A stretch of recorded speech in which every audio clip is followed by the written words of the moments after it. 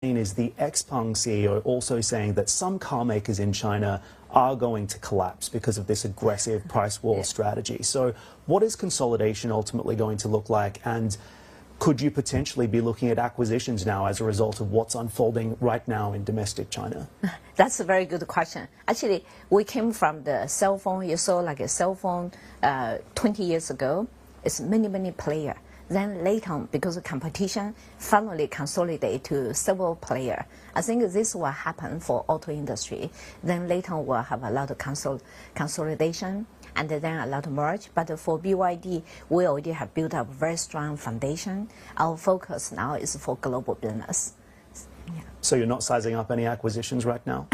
Not in China. You know, it's been called a bloodbath in the Chinese car market right now. Is that why Warren Buffett pulled out his stake? No, actually, Charlie Munger, Warren Buffett, they love BYD. They love like a BYD management. I think, but they are investor. So buy and sell is naturally their business. So it's not because they don't like us. They really enjoy BYD vision and the trust company. We learn a lot from them. And then even for today, each time I mention them from my heart, I'm so much appreciate because they always encourage us.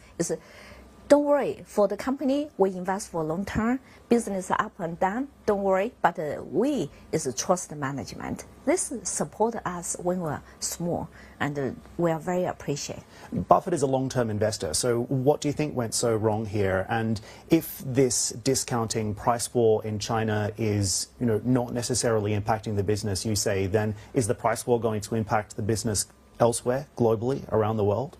No. I think the price war is stopped, and then you saw even Chinese government saying you cannot do this. Then everybody need to be more build up a sustainable plan, focus to invest on technology. So then they put some policy. Don't want you to be really went to this crazy competition. So this is the right direction. But if you come to overseas, you only have come out. I'm the cheapest car. And want to start the price war, it's impossible. BYD has been very successful in Europe, and why? It's because we build up a very trustable service and the networking. This year, we have 1,000 dealer networking. We only choose the best dealer to work with us. Then we bring the best service to take care of customer. We win the trust.